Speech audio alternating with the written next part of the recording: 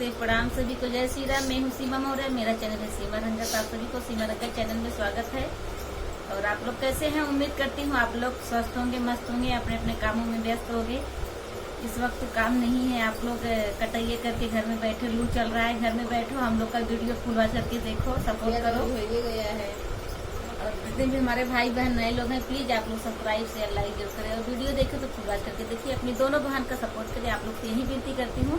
और आप सबके बीच में चुटकुल्ला नाजिक लेके आई हूँ, सास बहू का नोक-झोंक है, तो आप लोग को कैसा लगा जरूर बताइएगा। हेलो दोस्तों, नमस्ते प्रणाम। मैं हूँ किरण प्रजापति, मेरे चैनल का नाम है संगीत बाय किरण। तो अपने चैनल पे आप सभी लोग का स्वागत करती हूँ दोस्तों, दिल से स्वागत करती हूँ। और एक चुटकुला गीत लेकर आए हैं, कैसा लगेगा कमेंट बॉक्स में जरूर बताइएगा। और हम लोग दोनों बहन का सपोर्ट करिएगा दोस्तों। आइए सुनो। कगवा बोलिया बोलई अब का करी, कगवा बोलिया बोलई अब का करी, अब का करी हो अब का करी, कगवा बोलिया बोलई अब का करी, कगवा बोलिया बोलई अब का करी।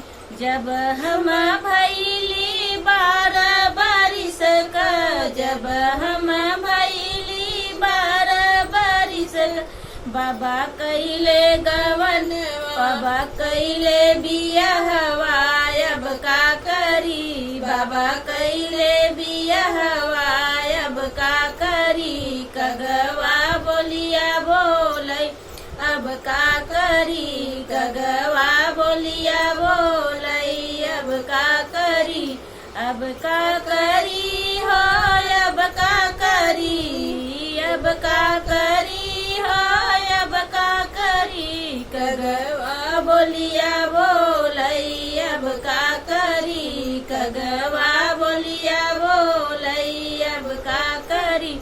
जब हम भैली 16 बरस का, जब हम भैली 16 बरस, बाबा दिहले गवनवा अब का करी, बाबा दिहले गवनवा अब का करी, कगवा बोलिया बोलै अब का करी, कगवा बोलिया बोलै अब का करी, अब का करी हो अब का करी, अब का करी हो अब का करी, कगवा बोलिया बोलै अब का करी, कगवा बोलिया बोलै अब का करी।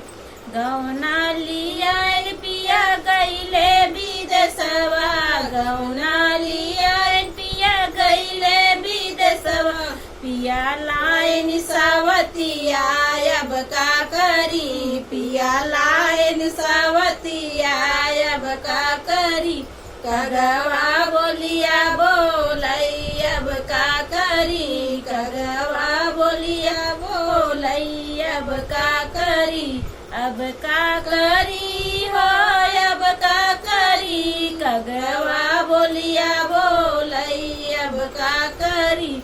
दे तू ना मोरी ससुधाल तलवरिया, दे तू ना मोरे ससुधाल तलवरिया, हतित आपन परनवा अब का करी, हतित आपन परनवा अब का करी, कगवा बोलिया बोलै अब का करी, कगवा बोलिया बोलै अब का करी, अब का करी हो अब का करी, कगवा बोलिया बोलै अब का करी।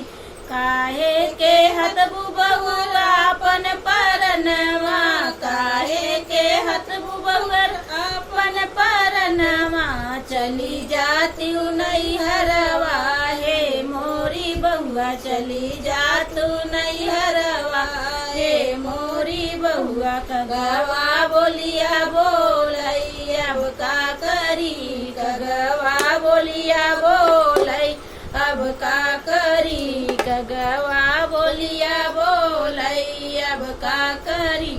काहे के जाई ससु हम